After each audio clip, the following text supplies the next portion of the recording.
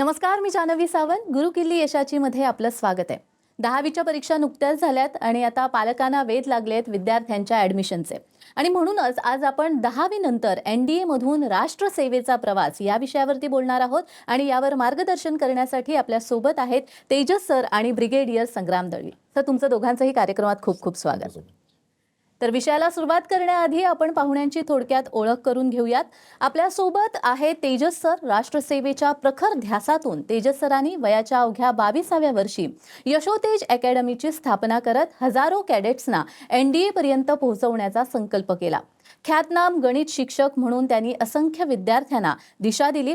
आज YTA ने 10 गौरवशाली वर्ष पूर्ण करत NDA साठी महाराष्ट्रामध्ये सर्वात मोठी फीडर इन्स्टिट्यूट म्हणून ओळख निर्माण केलेली आहे. तसेच आपल्या सोबत आहे संग्राम दळवी सर.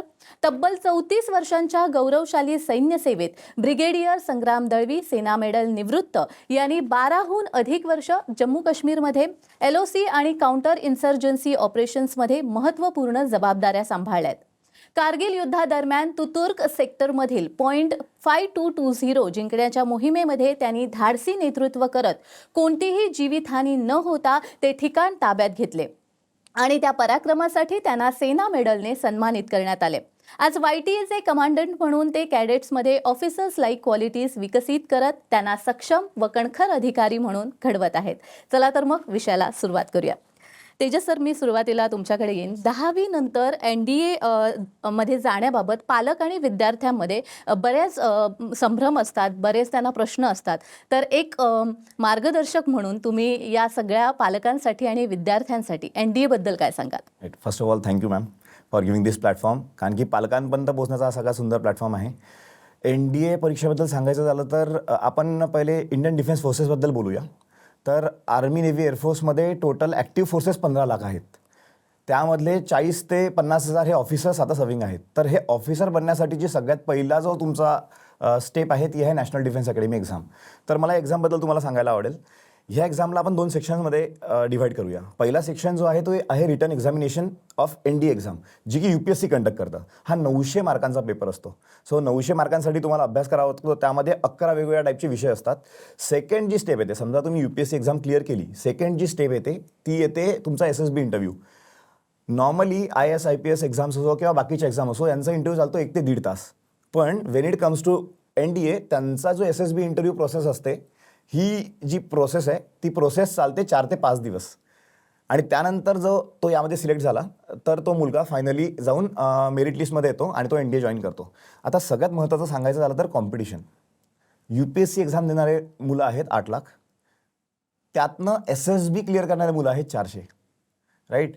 आणि रिटर्न एक्झाम क्लिअर करणारे 8,000 आहेत. तर 8 लाख, 8,000 आणि 400. So we have to understand this is one of the most difficult exam. तर आता इथे समजणं काय महत्त्वाचं आहे की या एक्झामसाठी अभ्यास तर फार लागतोच लागतो, there is no doubt about it. पण इथे लागते सगळ्यात महत्त्वाची पर्सनॅलिटी. आणि याच्यासाठी आपण प्रिपेअर्ड नाही आहोत. 10वीपर्यंत आपण मुलांना शिकवलं की अभ्यास कसा करायला पाहिजे, बट वी नेवर टॉट देम की पर्सनॅलिटीसाठी तू काय वेगळं करायला पाहिजे. तर इट्स व्हेरी इम्पॉर्टंट. तर याबद्दल आपण आज बोलूया. अगदीच. पण सुरुवातीला ह्याबद्दल आपण बोलणारच आहोत. पण त्याआधी यशोतेज अकॅडमीची स्थापना करावीशी तुम्हाला का वाटली? आणि अगदी लहान वयात म्हणजे 22व्या वर्षी तुम्ही या अकॅडमीची स्थापना केलेली आहे, तर यामागची प्रेरणा काय? मॅम, असं आहे की मी स्वतः ॲस्पिरंट होतो. I come from a town called Chikhli from Buldhana district.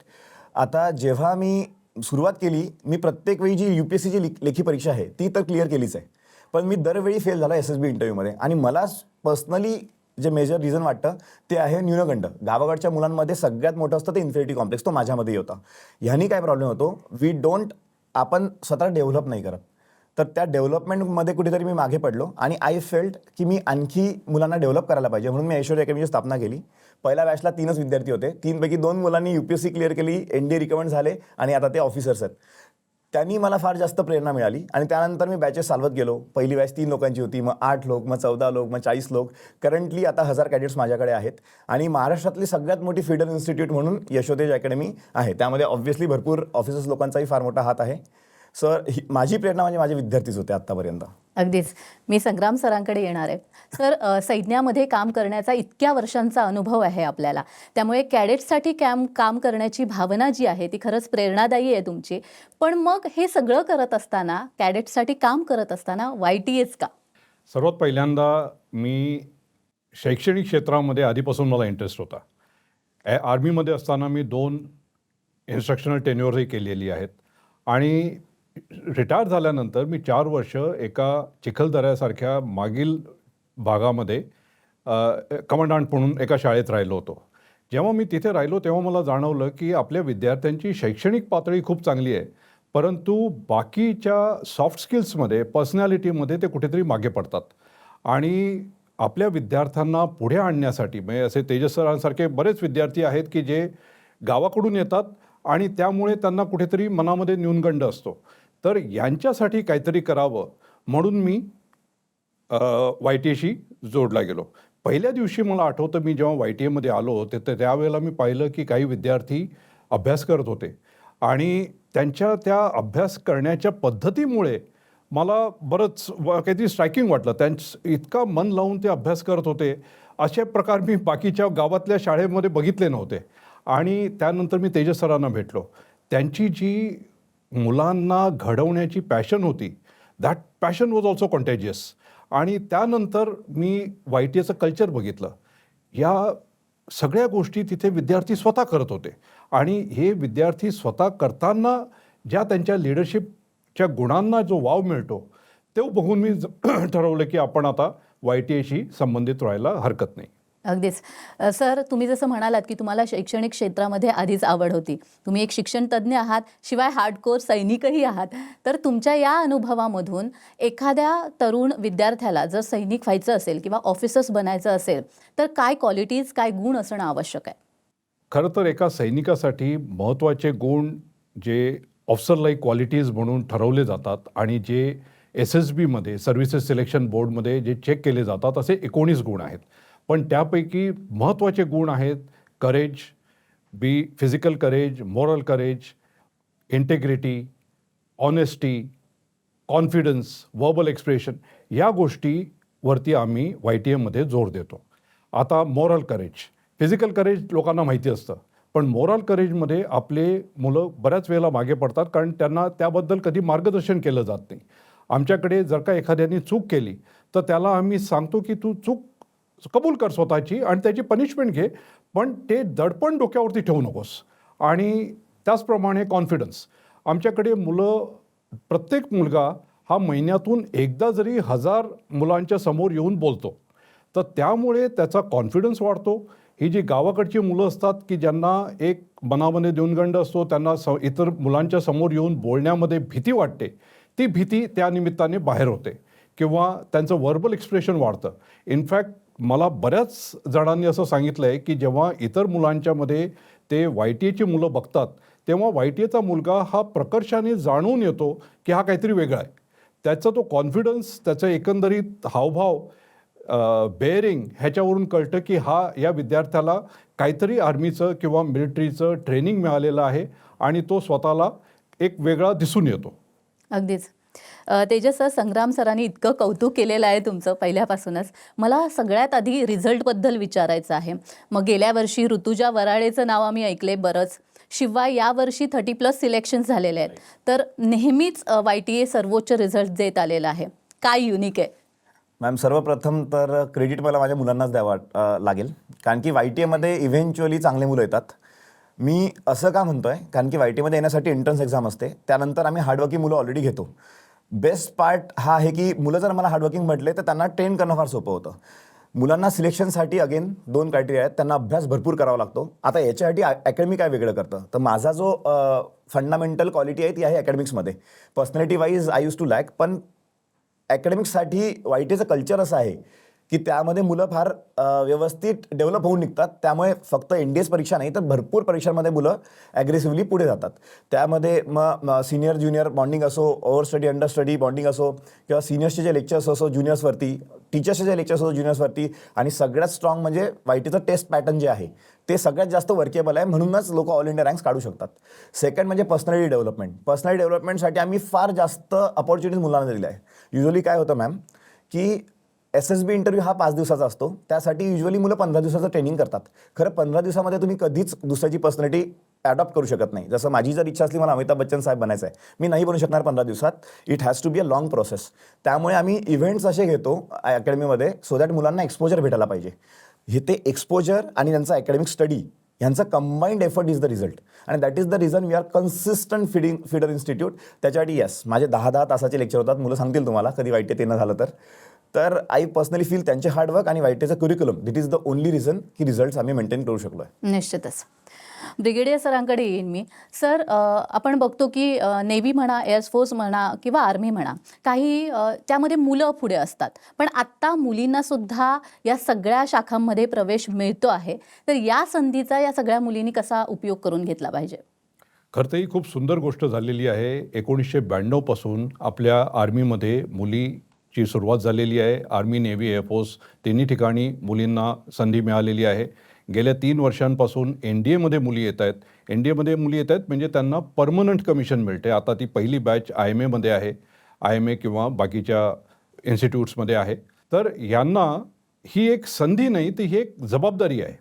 आता या जबाबदारीमध्ये त्यांना स्वतःला फिजिकली, मेंटली दोन्ही पॅरामीटर्सवरती स्वतःला सातत्याने प्रूव्ह करावं लागतं. आणि असं दिसून आलं आहे की मुलींचा एकंदरीत काम करण्याचा आवाका हा खूप मोठा असतो. त्या अतिशय सिन्सिअर असतात आपल्या कामामध्ये. पहिली गोष्ट अशी आहे की त्यांना मुलांच्यापासून कुठचीही गोष्ट ती वेगळी स्वतःला समजत नाहीत. आमच्या अकॅडमीमध्ये सुद्धा मुली इतक्या सातत्याने काम करत असतात, अकॅडमिक्समध्ये खूप चांगल्या असतात. आणि मुख्य त्यांचं एक असं मानसिक धारणा असते की आम्हाला तुम्ही मुलांच्यापेक्षा वेगळे समजू नका, आम्ही मुलांशी कॉम्पीट करू.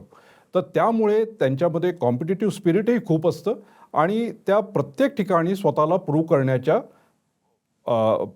प्रयत्न करतात. आणि यामुळे खरं तर मुली आता आर्टिलरीजमध्ये सुद्धा मुलींना स्थान मिळायला लागलेलं आहे गेल्या वर्षीपासून. फक्त एक कॉम्बॅट आर्म्स तिथे सुद्धा कदाचित ती सुद्धा ग्लास सिलिंग लवकरच तोडली जाईल आणि आता मुली प्रत्येक ठिकाणी स्वतःला प्रूव्ह करण्यामध्ये सक्षम झालेल्या आहेत. मला थोडंसं ॲड करावं वाटेल मॅम. मुलींचं असं असतं की मुली ह्या फार डिसिप्लिन असतात. त्या डिसिप्लिन पण असतात, त्या हार्डवर्किंग पण असतात. Yes, we cannot ignore. आपण त्यांचे विकनेसेस इग्नोर करू शकत नाही. Let's say they are not physical tough. पण सगळ्यात महत्त्वाची रिक्वायरमेंट जी आहे इंडियन डिफेन्स फोर्सेसची, that is mental toughness. Mental toughness जर मुलीमध्ये असल्या, शी इज इक्वली गुड. कारण की त्यांना डिसिजन ऑफिसर लेवल क्वालिटीचे घ्यायचे आहेत. त्यामुळे जर मुलींनी ठरवलं तर they can out perform boys. आणि हे ऋतुजानी पण दाखवून दिलं आहे. आणि भरपूर दरवर्षीच्या तुम्ही मेरिट लिस्ट बघा, त्यामध्ये मुली सातत्याने परफॉर्म करतातच आहे. ते definitely develop in upcoming time. निश्चितच. आणि मंडळी, अशा अनेक मुलींनी या संधीचं सोनं केलेलं आहे, फायदा घेतलेला आहे. आणि इथे YTA प्रशिक्षण घेतलेल्या या सगळ्या मुलींचं आणि मुलांचंही काय मनोगत आहे ऐकूयात. जय हिंद एव्हरीवन. माझं नाव आर्या कडू आहे आणि मी NDA 156 कोर्ससाठी इंडियन आर्मीसाठी नियुक्तमंत झाली आहे. ॲकॅडमिक्सच नव्हे तर पर्सनॅलिटी डेव्हलपमेंटसाठी पण यशोतेज अकॅडमीने खूप जास्ती हेल्प केली आहे. जसं 11th मी ॲकॅडमिक कॅप्टन होती आणि 12th बटालियन कॅडेट कॅप्टन बनायची सुद्धा मला अपॉर्च्युनिटी मिळाली, ज्यामुळे मला खूप गोष्टींचं एक्सपोजर मिळालं. आम्ही प्लॅनिंग, प्लॉटिंग आणि एक्झिक्युशन सगळं आम्हीच करायचो, ज्यामुळे आमच्यात सेन्स ऑफ रिस्पॉन्सिबिलिटी आणि इनिशिएटिव्हसारखे OLQs डेव्हलप झाले. जय हिंद एव्हरीवन. माझं नाव यशराज नेवसे आहे. मी इंडियन नेव्हीसाठी NSB विशाखापट्टणममधून रिकमेंड झालो आहे. इथल्या अकॅडमिक्सबद्दल सांगायचं झालं तर मॅथ्स हा सगळ्यात अवघड विषय पण सगळ्यात गरजेचा विषय आहे, जो तेजस सर आम्हाला स्वतः शिकवतात. ते स्वतः रिसर्च केलेले ट्रिक्स आम्हाला सांगतात आणि त्यांचे काही एक्सपिरियन्सेस पण सांगतात. YTA एक कॉम्पिटिटिव्ह एन्व्हायरमेंट भेटतं, ज्याच्यामध्ये कुठलेही वीकली टेस्ट असो किंवा मॉड्यूल टेस्ट असो, त्याच्यामध्ये आम्हाला प्रेशर हँडलिंग आणि प्रॉपर एक्झिक्युशन जमतं, जे आम्हाला रिटर्न एक्झाममध्ये हेल्प होतं. YTA एक ओव्हरस्टडी आणि अंडरस्टडी नावाची एक कन्सेप्ट असते, ज्याच्यामध्ये प्रत्येक एका सिनियरला एक ज्युनियर कॅडेट अलॉट केला जातो. तो त्याचा प्रत्येक अकॅडमिक्स आणि डिसिप्लिन एन्श्युअर करतो. अगदीच आपण ऐकलंय की YTA प्रशिक्षण घेऊन त्यांना एक वेगळाच उत्साह आणि वेगळीच प्रेरणा मिळते आहे. या विषयासंदर्भात आपण सरांकडून अजून जाणून घेणार आहोत. मात्र वेळ झालेली एका छोट्याशा विश्रांतीची. कुठेही जाऊ नका, पाहत रहा गुरुकिल्ली यशाची.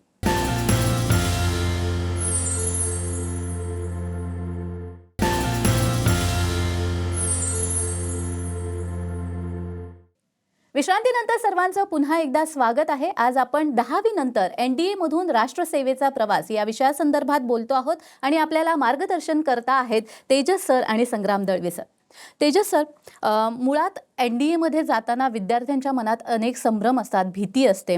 बरेच विद्यार्थी त्यासाठी स्वप्नही बघतात, पण काहीच जण यशस्वी होतात. तर मला असं विचारायचं आहे की NDAमध्ये सुरुवातीला प्रवेश घेत असताना तुम्हाला विद्यार्थ्यांमध्ये कोणत्या कमतरता जाणवल्या किंवा कोणत्या उणिवा भासल्या? हा क्वेश्चन तर मी पर्सनली स्वतःशी रिलेट करू शकतो. सर्वात पहिली गोष्ट जी मुलांमध्ये प्रॉब्लेम असतो, फंडामेंटल प्रॉब्लेम ज्याला आपण म्हणतो, तो असतो कॉम्प्लेक्स. आणि हा असतोच. लेवल त्याची वेगवेगळी असू शकेल, कोणाला जास्त असतो, कोणाला कमी असतो, पण this needs to be targeted. एकदा का तुम्ही या कॉम्प्लेक्समधनं बाहेर निघालात, देन तुमची डेव्हलपमेंट खरी सुरू होते. कारण की जसं मी बोललो, NDAमध्ये लेखी परीक्षेसाठी आपण लहानपणापासून ट्रेंड आहोत. 10वीपर्यंत आपण सगळ्यात महत्त्व कशाला दिलं आहे, तर आपण ते अभ्यासाला दिलं आहे, स्पेशली भारतामध्ये तरी. त्यामुळे मुलांना अभ्यास करण्याची सवय असते. हां, अभ्यासाचे पण 2 आपण पॅरामीटर्स करू शकतो. एक जो आहे की एक्झाममध्ये मार्क आणण्यासाठीचा अभ्यास आणि दुसरा क्लॅरिटीसाठीचा अभ्यास. बट एक गोष्ट समजून घेणं फार महत्त्वाचं आहे. NDAला जर अभ्यासात हुशार मुलं पाहिजे असते तर त्यांनी SSB इंटरव्ह्यू ठेवलाच नसता. भरपूर वेळा असं होतं की मुलं अभ्यासात फार छान असतात, पण ते NDAमध्ये सिलेक्ट होऊच शकत नाही. राईट. त्यामुळे मुलांना अभ्यास हा तर महत्त्वाचा आहे, बट फंडामेंटल प्रॉब्लेम जो आहे तो आहे पर्सनॅलिटीमध्ये. मुलांनी पर्सनॅलिटी डेव्हलप करायला पाहिजे. The way they gather the knowledge, ह्या गोष्टी त्यांनी चेंज करायला पाहिजे. NDAमध्ये गेल्यानंतर तुम्हाला अभ्यासू ज्ञान काहीच कामात येणार नाही आहे. तुम्हाला स्वतःचं ज्ञान अप्लाय करावं लागेल. तर कॉम्प्रिहेन्सिव्ह नॉलेज आपण ज्याला म्हणतो, ते कोणत्याही मुलाला असणं फार महत्त्वाचं आहे. जर मुलगा YT मध्ये येत असेल किंवा मग तो या फील्डमध्ये जर येत असेल, त्यांनी स्वतःला पहिले इंट्रोस्पेक्ट करायला पाहिजे. स्वतःमधले काय गुण, आपल्यामध्ये काय गुण आर्मी ऑफिसर बनण्यासाठी महत्त्वाचे आहेत, काय आपल्यामध्ये आहेत आणि काय आपल्यामध्ये नाही आहेत, याला म्हणतो आपण इंट्रोस्पेक्शन. एकदा तुमचं इंट्रोस्पेक्शन स्ट्रॉंग झालं तरच तुम्ही यामध्ये डेव्हलप करू शकाल. तर जसं सरांनी सांगितलं की OLQs असतात, ऑफिसर लाईक क्वालिटीज. त्या 15 OLQsमधनं आपल्याला चेक करावं लागेल की माझ्यात कोणत्या आहेत, माझ्या कोणत्या नाही आहे. आणि या OLQचे कुठे इंजेक्शन भेटत नाही. राईट. तर त्या तुम्हाला कुठेतरी प्लॅटफॉर्म गॅदर करून त्यावरतीच डेव्हलप करावं लागतील. तर ह्या फंडामेंटल चुका मुलांमध्ये असतात. आणि मॅम, मला डेडिकेटेडली टार्गेट करावं असं वाटेल. काही मिसकन्सेप्शन पण या मी एक्झामसाठी येणार आहे. होते खरं तर याच्याकडे, की बऱ्याच मिसकन्सेप्शन जसं तुम्ही म्हटलात की असतात. फिजिकल टेस्ट द्यायला लागते का, किंवा हॉर्स रायडिंग यावं लागतं का? तर पालकांना याविषयी काय सांगा?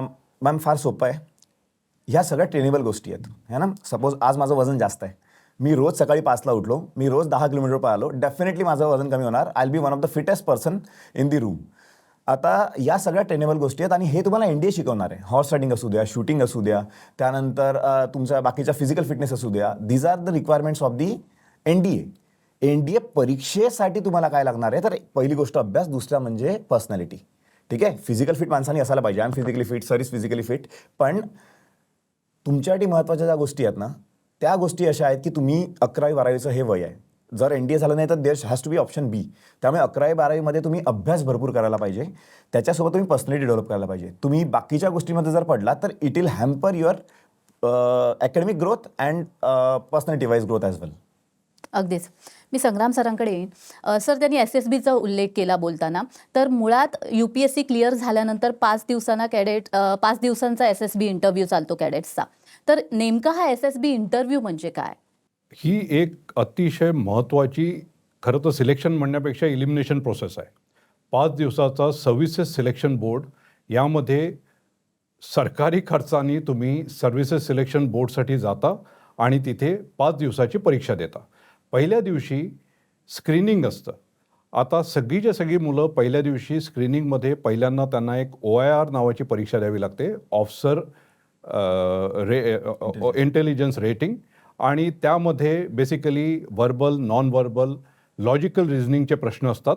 यामध्ये प्रश्न खूप जास्त असतात, वेळ कमी असतो, तर त्यामुळे स्पीड महत्त्वाचा असतो. त्यानंतर एक तुम्हाला इमेज दिली जाते, त्या इमेजवरती तुम्हाला गोष्ट लिहायची असते, ती गोष्ट इतरांना पटवून द्यावी लागते आणि त्यानंतर एक कलेक्टिव्ह स्टोरी बनवावी लागते.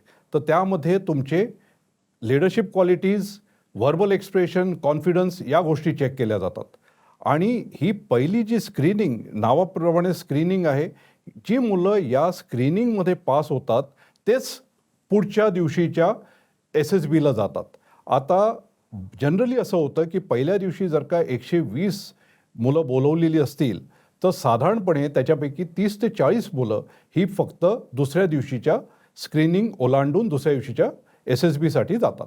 त्याच्यानंतर पुढचे 3 दिवस, स्क्रीनिंगच्या नंतर पुढचे 3 दिवस हे सायकॉलॉजी, GTO म्हणजे ग्रुप टास्किंग ऑफिसर आणि इंटरव्ह्यू या गोष्टींवरती दिले जातात. सायकॉलॉजी ह्याच्यामध्ये ही सायकॉलॉजी खूप महत्त्वाची आहे. कारण जी लीडरची सायकॉलॉजी आहे, it always rubs on to the troops. एखाद्या बटालियनचा अटॅक सक्सेसफुल होईल की फेल्युअर होईल हे त्या लीडरच्या सायकॉलॉजीवरती बरंच अवलंबून असतं. तर त्यामुळे त्या लीडरची सायकॉलॉजी ही मुळातली चेक करणं खूप आवश्यक आहे.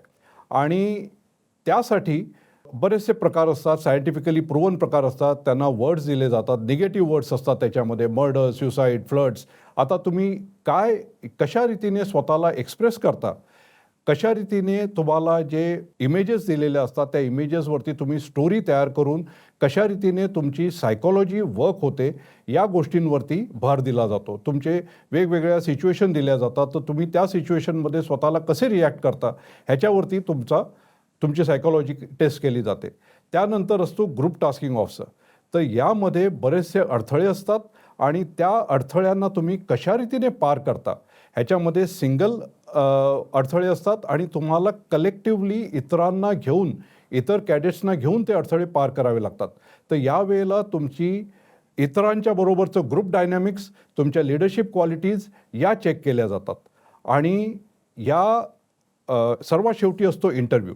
इंटरव्ह्यूमध्ये तर तुमची पूर्णच्या पूर्ण जन्मकुंडली चेक केली जाते आणि त्यामध्ये तुम्ही आत्तापर्यंत काय केलेलं आहे यावरती सगळे प्रश्न याच्यावरती असतात. आणि तुम्ही ज्या गोष्टी केलेल्या आहेत त्या का केल्या आहेत आणि कशा रीतीने केल्या आहेत, किती सिन्सिअरली केल्या आहेत ह्याच्यावरती तुम्हाला प्रश्न विचारले जातात.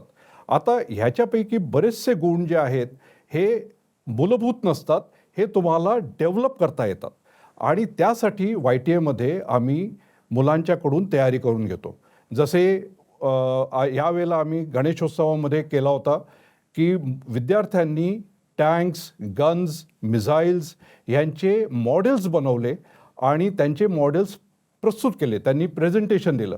ह्याच्याबरोबर त्यांना आपल्या ॲडव्हर्सरीकडे कुठच्या प्रकारचे मिलिटरी हार्डवेअर आहे ह्याच्याबद्दलची माहिती त्यांना विचारली जाते आणि ह्याच्याबद्दलही ते रिसर्च करतात. तर यामुळे काय होतं की त्यांचं सर्वांगीण नॉलेज वाढतं आणि ते स्वतःला जास्त कॉन्फिडेंटली प्रेझेंट करू शकतात. तर SSBसाठी आम्ही जी मुलं रिटन टेस्ट पास होतात त्यांच्यासाठी तर वेगळा SSBचा कॅप्सूल करतो, पण 11वीपासून त्यांची पर्सनॅलिटी डेव्हलपमेंट या भागावरती आम्ही खूप जास्त लक्ष देतो आणि त्यामुळे हा रिझल्ट आमचा जाहीर आहे. अगदीच सर, मला वाटतं जे आपले प्रेक्षक आपल्याला ऐकतायत त्यांना NDAच्या सगळ्या प्रोसेसबद्दल आणि एकूणच SSB इंटरव्ह्यूबद्दल सुद्धा बरीच माहिती मिळाली असेलच. तुम्ही ते आलात आणि खूप छान मार्गदर्शन केलं, त्यासाठी खूप खूप धन्यवाद. Thank you ma'am. तर गुरुकिल्ली यशाचीमध्ये आज आपण इथेच थांबतोय. पुन्हा भेटूया एका नवीन विषयासह. तुम्ही कुठेही जाऊ नका, पाहत रहा TV9 मराठी.